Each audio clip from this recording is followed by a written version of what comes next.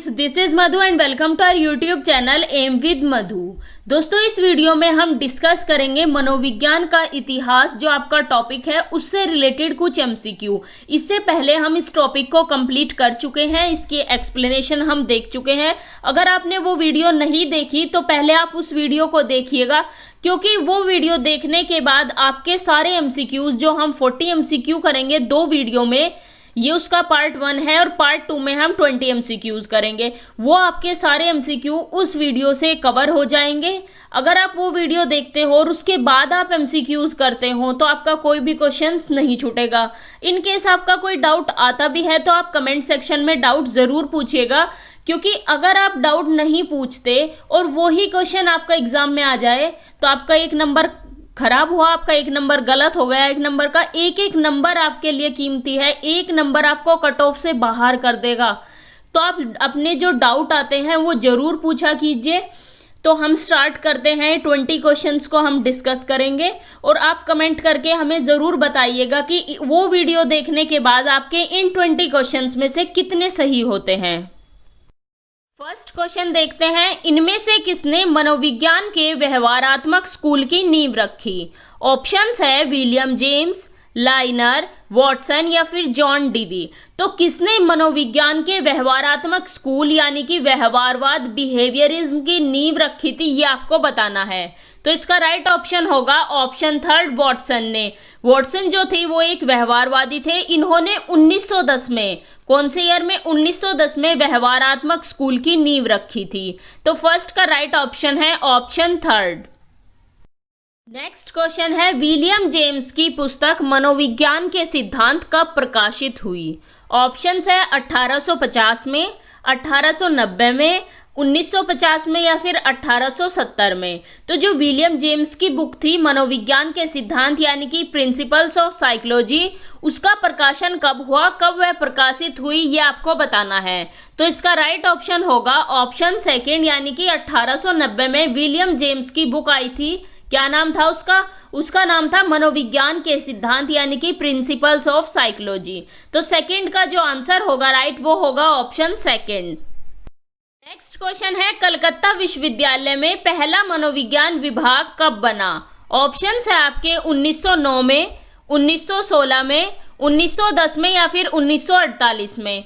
तो कलकत्ता जो विश्वविद्यालय था उसमें मनोविज्ञान का पहला विभाग बताना है कब बना था। इसका राइट ऑप्शन होगा ऑप्शन 2 यानी कि 1916 में बना था। नेक्स्ट क्वेश्चन है, विलियम वुंट ने कब लिप्जिंग विश्वविद्यालय में प्रथम मनोविज्ञान प्रयोगशाला स्थापित की? ऑप्शंस है 1870, 1879, 1876 या फिर 1871। तो कब की थी विलियम वुंट ने मनोविज्ञान की प्रथम प्रयोगशाला स्थापित? ये की थी 1879 में। नेक्स्ट क्वेश्चन देखते हैं कि अब्राहम मैस्लो किससे संबंधित थे, ये आपको बताना है। ऑप्शन से व्यवहारवाद उपागम, मानवतावाद उपागम, संज्ञानात्मक उपागम या फिर इनमें से कोई नहीं। तो जो मैस्लो थे वो बताना है वो किससे संबंधित थे। तो इसका राइट ऑप्शन होगा ऑप्शन 2 यानी कि जो मैस्लो थे ये संबंधित थे मानवतावाद उपागम से। 6th क्वेश्चन है, साइंस ऑफ ह्यूमन बिहेवियर पुस्तक किसकी है? ऑप्शंस है आपके थॉर्नडाइक, पावलाव, स्किनर या फिर कोहलर। तो जो बुक है साइंस ऑफ ह्यूमन बिहेवियर वो बुक बतानी है वो किसकी है। तो इसका राइट ऑप्शन होगा ऑप्शन 3 यानी कि स्किनर की। स्किनर की एक बुक आई थी, उसका नाम था science of human behaviour. 7th question है, नेशनल एकेडमी ऑफ साइकोलॉजी की स्थापना कब हुई? ऑप्शन है आपके 1987, 1998, 1989 या फिर 1900। तो कब हुई थी नेशनल एकेडमी ऑफ साइकोलॉजी की स्थापना? ये हुई थी 1989 में और इसका हेडक्वार्टर है प्रयागराज में। ये भी आपको याद रखना है। नेशनल एकेडमी ऑफ साइकोलॉजी की स्थापना हुई थी 1989 में और इसका हेडक्वार्टर है प्रयागराज में। नेक्स्ट क्वेश्चन है, संवेगात्मक बुद्धि पुस्तक किसने लिखी? ऑप्शंस है आपके थॉर्नडाइक, गोलमैन, विलियम जेम्स या फिर विलियम वुंट। तो जो संवेगात्मक बुद्धि बुक थी वो किसने लिखी थी? वो लिखी थी गोलमैन ने। तो इसका राइट ऑप्शन होगा ऑप्शन 2। अगला क्वेश्चन देखते हैं कि प्रकार्यवाद का अग्रणी कौन है। ऑप्शन है आपके विलियम जेम्स, वॉटसन, कोहलर या फिर पावलोव। तो जो प्रकार्यवाद उपागम था ये आया था 1895 में।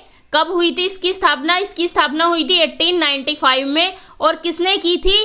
ये की थी विलियम जेम्स ने। तो 9th का राइट ऑप्शन होगा ऑप्शन फर्स्ट, यानी कि जो प्रकार्यवाद उपागम था उसमें अग्रणी थे विलियम जेम्स। नेक्स्ट क्वेश्चन है, शैक्षिक मनोविज्ञान का ज्ञान अध्यापक के लिए सहायक होता है। ऑप्शन है आपके शिक्षा के सामान्य उद्देश्यों के प्रति निर्णय लेने में, सेकंड है विशिष्ट शैक्षिक उद्देश्यों को लिखने में, थर्ड है सही शैक्षणिक उपागम के चयन में, और फोर्थ है सही मूल्यांकन विधियों को बनाने में। तो जो शिक्षा मनोविज्ञान है उसका ज्ञान बताना है कि अध्यापक के लिए सहायक कैसे होता है। तो इसका राइट ऑप्शन होगा ऑप्शन थर्ड की अगर शिक्षक को शिक्षा मनोविज्ञान का ज्ञान होगा तो वो बच्चों के लिए सही शैक्षणिक उपागम का चयन कर सकेगा, क्योंकि कक्षा में व्यक्तिगत भेद पाए जाते हैं। हर बच्चा एक दूसरे बच्चे से डिफरेंट होता है और वो अलग तरीके से सीखता है। तो इसी वजह से शिक्षक को शिक्षा मनोविज्ञान का ज्ञान होना बहुत आवश्यक है, ताकि वो बच्चों के लिए सही शैक्षणिक उपागम का चयन कर सके। नेक्स्ट क्वेश्चन है, शिक्षा मनोविज्ञान अधिक जोर देता है। ऑप्शन है आपके शिक्षा केंद्रित शिक्षा पर, सेकंड है छात्र केंद्रित शिक्षा पर, थर्ड है विद्यालय केंद्रित शिक्षा पर, और फोर्थ है पाठ्यचर्या केंद्रित शिक्षा पर।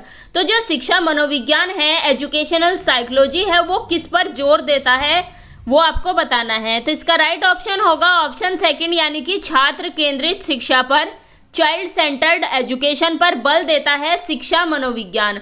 शिक्षा मनोविज्ञान ये मानता है कि जो एजुकेशन है आपकी वो होनी चाहिए चाइल्ड सेंटर्ड, एक बच्चे को केंद्र मानकर ही एजुकेशन प्रोवाइड की जानी चाहिए। पहले क्या होता था, पहले बच्चा निष्क्रिय रूप से केवल सुनता रहता था, पहले लेक्चर मेथड यूज होता था, वो जो शिक्षा थी वो शिक्षक केंद्रित शिक्षा थी। लेकिन अब जो शिक्षा है वो अब छात्र केंद्रित शिक्षा है। शिक्षा मनोविज्ञान भी इसी चीज पर जोर देता है कि एक जो बच्चा है उसी को केंद्र मानकर सारी शिक्षा पद्धति उसी के अनुरूप होनी चाहिए। नेक्स्ट क्वेश्चन है, शिक्षा मनोविज्ञान की विषय वस्तु निम्नलिखित में से किसके इर्द गिर्द घूमती है। ऑप्शन है आपके शिक्षार्थी एवं अधिगम अनुभव, सेकंड है अध्यापक और अधिगम परिस्थितियां, थर्ड है अधिगम परिस्थितियां, और फोर्थ है कोई नहीं। तो जो शिक्षा मनोविज्ञान की विषय वस्तु है वो बतानी है कि किसके इर्द गिर्द घूमती है। इसका राइट ऑप्शन होगा ऑप्शन फर्स्ट, यानी कि शिक्षार्थी एवं अधिगम अनुभव। 13th क्वेश्चन है, मन के कार्यों का नियम पूर्वक ढंग से अध्ययन कहलाता है। ऑप्शन है अंतर्निरीक्षण विधि, साक्षात्कार, व्यक्ति अध्ययन या फिर उपरोक्त सभी। तो जो मन के कार्य होते हैं उनका नियम पूर्वक ढंग से अध्ययन क्या कहलाता है? ये कहलाता है अंतर्निरीक्षण विधि। 13 का राइट ऑप्शन होगा ऑप्शन फर्स्ट, अंतर्निरीक्षण विधि। और जो विलियम वुंड थे उन्होंने इस चीज पर बहुत जोर दिया था। नेक्स्ट क्वेश्चन है, मनोविज्ञान का संज्ञानवादी उपागम किससे संबंधित है? ऑप्शन है वुंड, वर्दीमर और कोहलर, पावलोव या फिर वॉटसन। तो जो संज्ञानवादी उपागम है वो किससे संबंधित है? वो संबंधित है वर्दीमर और कोहलर से। अगर यहाँ पर गेस्टाल्टवाद आता संज्ञानवादी की जगह वो भी सही था, क्योंकि जो वर्दीमर, कोहलर, कॉफका ये थे ये सभी गेस्टाल्टवादी थे। तो 14 का राइट ऑप्शन होगा ऑप्शन सेकंड। नेक्स्ट क्वेश्चन है, आधुनिक समय में मनोविज्ञान को माना जाता है। ऑप्शन है आपके जीवनी शक्ति का अध्ययन, सेकंड है आत्मा का अध्ययन, थर्ड है भगवान का अध्ययन या फिर मानव व्यवहार का अध्ययन। तो जो आधुनिक समय है, आज के समय में मनोविज्ञान को क्या माना जाता है? इसका राइट ऑप्शन होगा ऑप्शन फोर्थ, यानी कि व्यवहार का अध्ययन माना जाता है मनोविज्ञान को। तो 15 का राइट ऑप्शन होगा ऑप्शन फोर्थ। 16th क्वेश्चन देखते हैं कि निम्नलिखित में से किस दार्शनिक विचारधारा के साथ कार्ल रोजर्स तथा अब्राहम मैस्लो के नाम जुड़े हैं? ऑप्शन है आपके मानवतावाद, आदर्शवाद, प्रकृतिवाद या फिर प्रयोजनवाद। तो जो कार्ल रोजर्स और अब्राहम मैस्लो थे वे कौन सी विचारधारा से संबंधित थे ये आपको बताना है। इसका राइट ऑप्शन जो होगा वो होगा ऑप्शन फर्स्ट, यानी कि मानवतावाद। कार्ल रोजर्स और अब्राहम मैस्लो मानवतावादी थे और ये मानवतावाद विचारधारा से संबंधित थे। नेक्स्ट क्वेश्चन है, विलियम वुंट को श्रेय दिया जाता है। ऑप्शंस है वाक्यांश, दार्शनिक, अनुभववाद, गढ़ने का। सेकंड है प्रकृति पोषण संबंधी बहस के लिए शर्तें सेट करने का। थर्ड है एक वैज्ञानिक अनुशासन के रूप में मनोविज्ञान की स्थापना का। और फोर्थ है पहले मनोवैज्ञानिक प्रयोग के आयोजन का। तो आपको इसमें बताना है कि विलियम वुंट को किसका श्रेय दिया जाता है। इन ऑप्शंस में से आपको राइट ऑप्शंस बताना है कौन सा है। तो इसका राइट ऑप्शन होगा ऑप्शन थर्ड की एक वैज्ञानिक अनुशासन के रूप में मनोविज्ञान की स्थापना करने का। जो विलियम वुंट थे उन्होंने 1879 में लिप्जिंग के जर्मनी शहर में सबसे पहली मनोवैज्ञानिक प्रयोगशाला की स्थापना की थी। इसके बाद जो मनोविज्ञान था उसकी स्टडी साइंटिफिक रूप से होनी स्टार्ट हो गई। तो विलियम वुंट को श्रेय जाता है मनोविज्ञान को साइंटिफिक बनाने का। यही कारण है कि जो विलियम वुंट थे इन्हें फादर ऑफ मॉडर्न साइकोलॉजी भी बोला जाता है। क्या बोला जाता है? फादर ऑफ मॉडर्न साइकोलॉजी भी बोला जाता है विलियम वुंट को।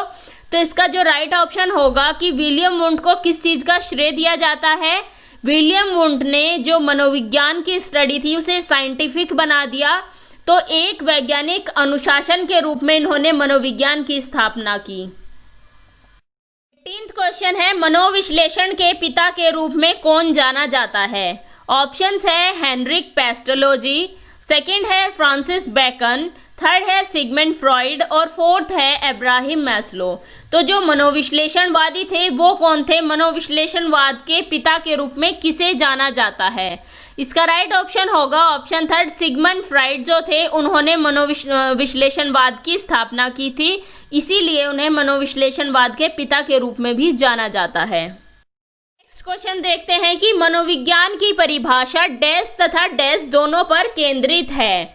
ऑप्शन है आपके व्यवहार संरचनाओं, सेकंड है व्यवहार मानसिक प्रक्रियाएं, थर्ड है मानसिक प्रक्रियाएं और कार्य और फोर्थ है मानसिक प्रक्रियाएं और संरचनाओं। तो जो मनोविज्ञान की परिभाषा है वो किस पर केंद्रित है ये आपको बताना है। इसका राइट ऑप्शन जो होगा वो होगा ऑप्शन सेकंड, यानी कि मनोविज्ञान की परिभाषा व्यवहार तथा मानसिक प्रक्रियाएं दोनों पर केंद्रित है। क्वेश्चन है, वुंट और उनके छात्रों ने मस्तिष्क का गठन करने वाले मूल तत्वों का विश्लेषण करने का प्रयास कर एक दृष्टिकोण बनाया जिसे कहा जाता है। ऑप्शंस है चेतना, आत्मनिरीक्षण, संरचनावाद या फिर निष्पक्षता। तो जो वुंट थे और उनके शिष्य थे उन्होंने मस्तिष्क का गठन करने वाले मूल तत्वों का विश्लेषण किया और उसे एक दृष्टिकोण बनाया। उसे क्या कहा जाता है ये आपको बताना है। तो इसका राइट ऑप्शन होगा ऑप्शन थर्ड, इसे बोला जाता है संरचनावाद। जो विलियम वुंट थे और इनके एक शिष्य थे टिचनेर, इन दोनों ने संरचनावाद का विकास किया और ये विलियम वुंट और टिचनेर थे संरचनावाद के प्रवर्तक। तो यहाँ आपके 20 क्वेश्चन कंप्लीट होते हैं। आप हमें ज़रूर बताइएगा कि इनमें से आपके कितने क्वेश्चन सही हुए हैं। बाकी के बचे हुए 20 क्वेश्चन जो हम हिस्ट्री ऑफ साइकोलॉजी यानी कि मनोविज्ञान के इतिहास से रिलेटेड क्वेश्चन कर रहे हैं, उसके जो 20 क्वेश्चन आपके बचते हैं वो हम नेक्स्ट वीडियो में करेंगे। तो मिलते हैं आपसे नेक्स्ट वीडियो में। Thanks for watching. अगर आपको वीडियो अच्छी लगी हो तो इसे लाइक करें, अपने व्हाट्सएप स्टडी ग्रुप में शेयर करें और चैनल को सब्सक्राइब करें और साथ ही बेल आइकन को भी प्रेस कर दें जिससे आपको लेटेस्ट वीडियो के नोटिफिकेशंस मिलते रहें।